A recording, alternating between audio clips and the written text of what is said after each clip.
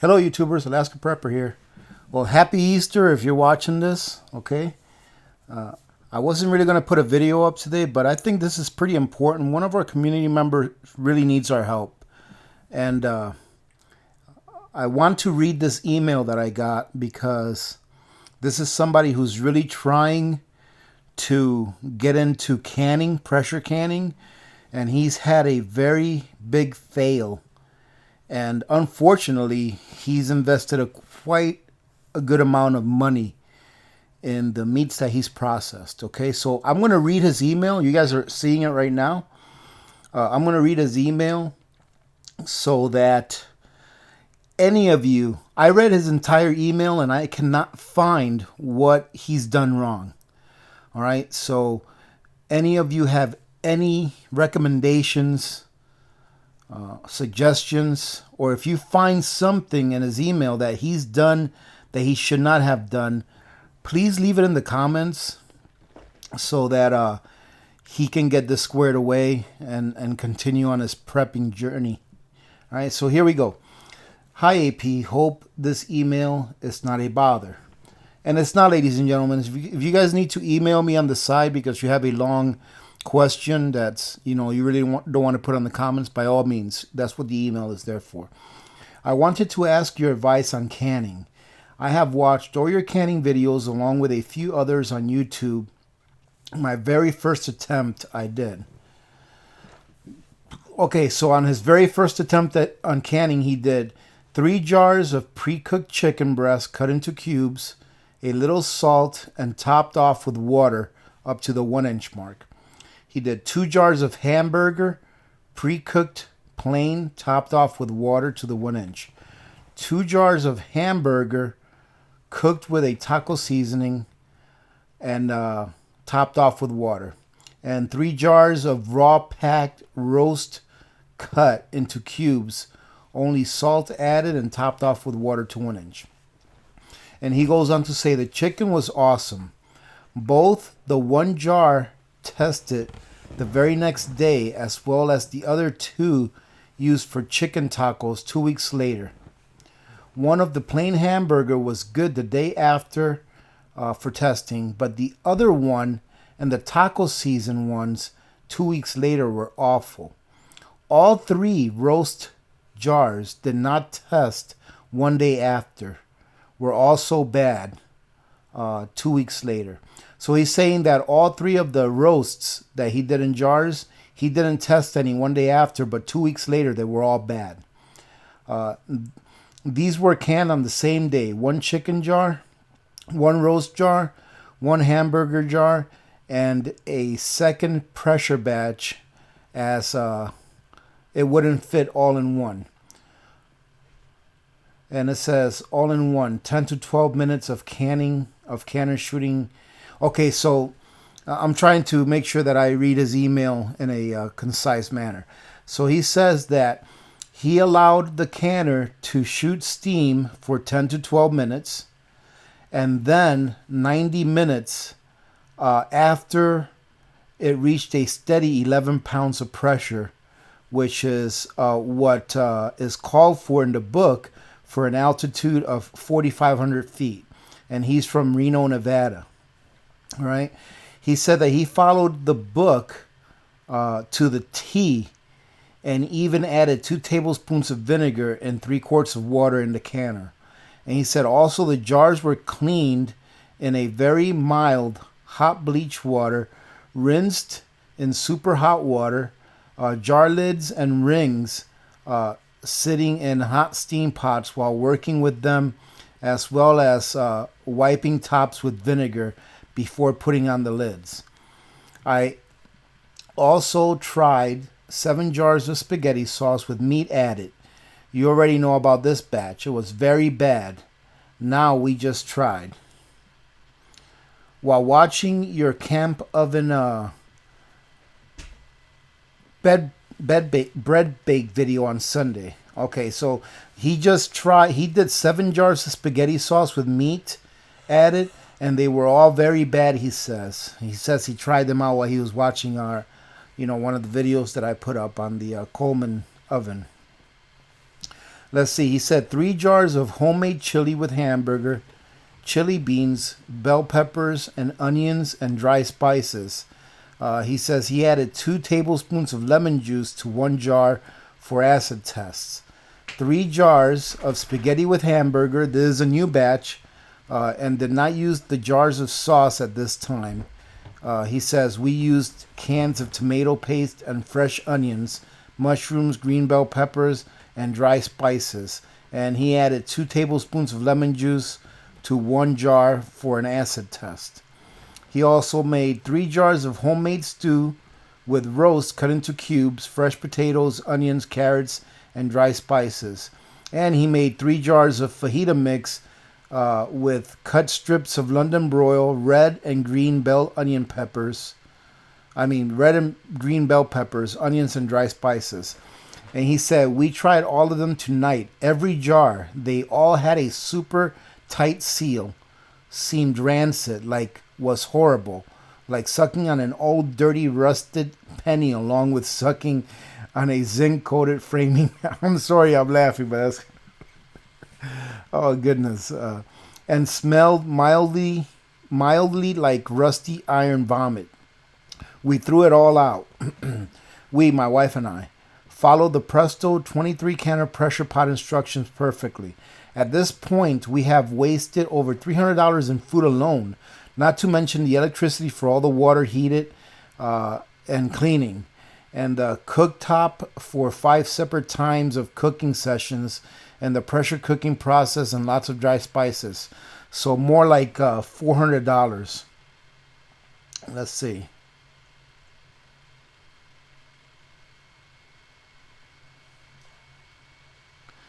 Let's see.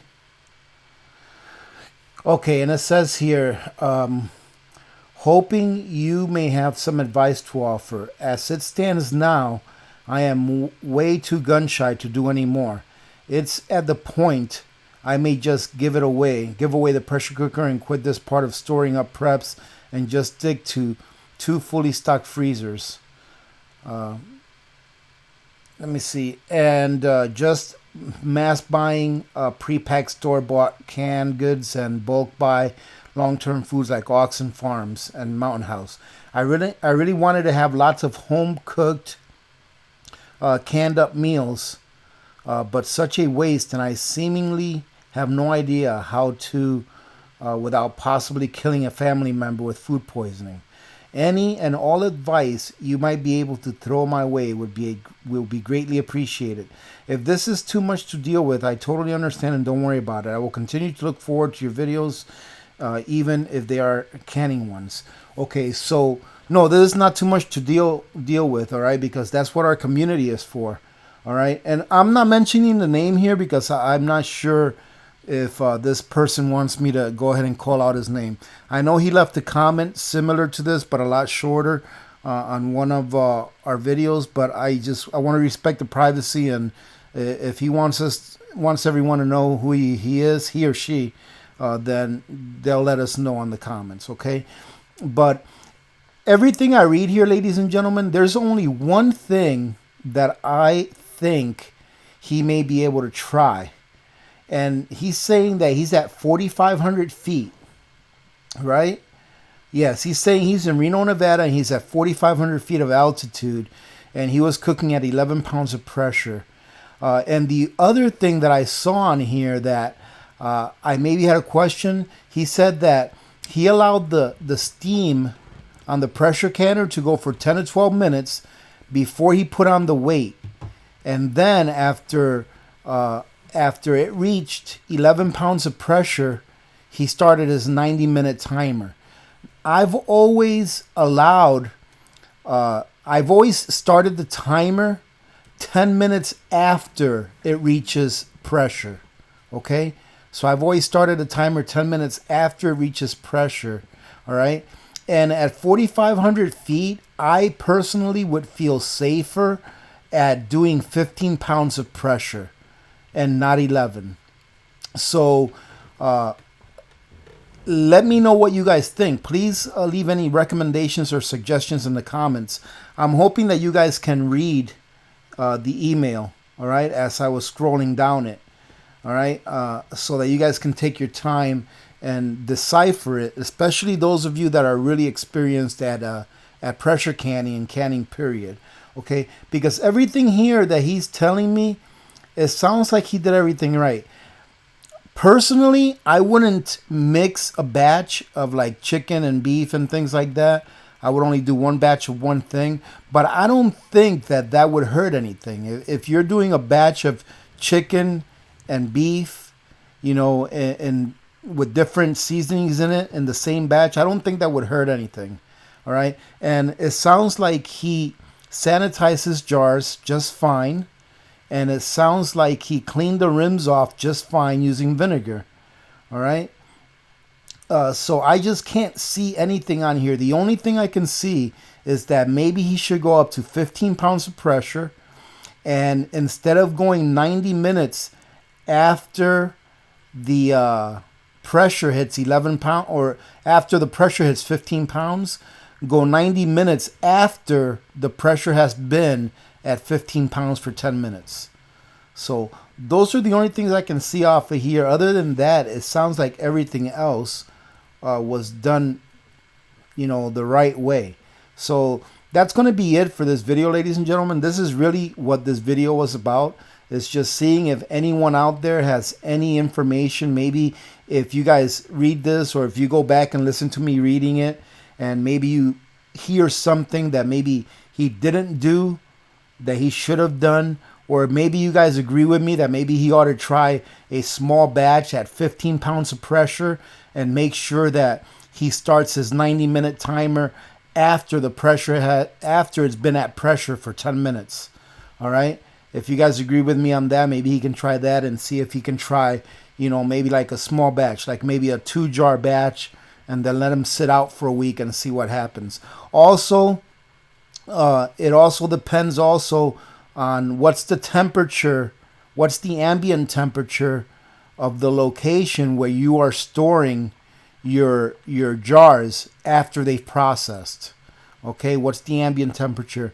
Ideally, you want to make sure that the ambient temperature of your storage location is below 70 degrees constantly. All right, for you to have good long-term results. All right, so that's going to be it, ladies and gentlemen. Let's see how long. Well, yeah, that's going to be it. Like I said, it's going to be a short video. It's just I really wanted to address this issue because we have someone who's really trying to get their canning skills and their canning preps, you know, in par with what they need, and they're running into troubles. And I really want to make sure that we can help them solve this problem so that he can continue to do this. All right, because so far he's lost like $400 of resources, and that's a lot of money. That is a lot of money. All right, so hopefully we can help him out. All right, ladies and gentlemen, thank you very much for joining in. For those of you that did, hey, listen, ladies and gentlemen, if you're new to the channel and you haven't subscribed, hit the subscribe button. That's what this community is all about. It's about us trying to help each other out and trying to motivate each other to continue to prep and motivate those of you that are not prepping to start prepping. Okay, because nothing bad can come from prepping. Right? Worst case scenario with prepping is that you have to use your preps because of an SHTF, be it a crisis that's at a systemic level or a personal crisis. All right. The best case scenario for prepping is that you'll be able to eat tomorrow for the price of the food that you paid today. Okay, because food is only getting more expensive. So there's really no downfall to prepping. So if you're here for the first time, click the subscribe button, join a great community. And if you guys that are watching today are one of the VIPs that's always coming on when I put a video up, thank you very much for joining in again. I truly appreciate your guys' support in every way that you support the community. And please, if you do have any recommendations or suggestions on this issue, please leave it in the comments. We would really want to help this person out so that he can get his situation straightened out. Ladies and gentlemen, if you would like to support the channel...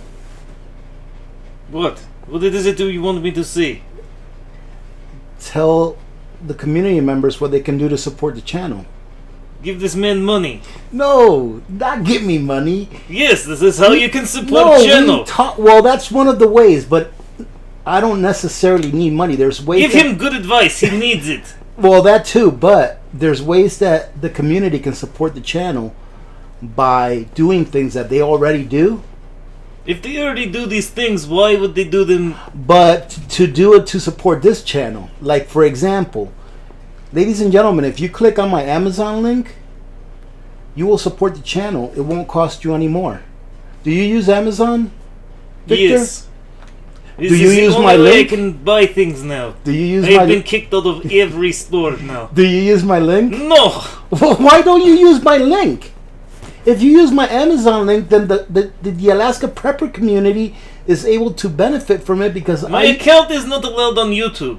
Well, I use a lot of the banned. revenue from Amazon. I use a lot of the Amazon revenue to give back to the community by doing giveaways. You give back to these people? Yes! This is they're my ridiculous. community members. Of course I have to give back.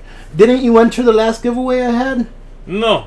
Well, you should enter the next giveaway. It's going to be awesome. I can't wait to do this giveaway. So, anyways, ladies and gentlemen, I'm sorry for the distraction. Everything should be free. This is how it is in Mother Russia. No, everything is not free. Even if people tell you it's free, it's not free. So let me it's definitely free. Finish telling the community how they can support the channel. Ladies and gentlemen, you can support the channel by using the Amazon link. It doesn't cost you any more. You can also support the channel by letting one or two of the ads that come up during the videos run through so that our channel can be credited with that ad. If you press the skip button, do you ever press the skip button? Yes, every time your video pop up. Why are you every single time? Garbage. Garbage channel. I would not support. Why will dismiss this video? Do not use. If you don't press the skip button, it gives the channel a little bit of revenue so that I can do giveaways. I like doing giveaways because it allows new preppers to get some cool stuff that they can use for their prepping endeavors.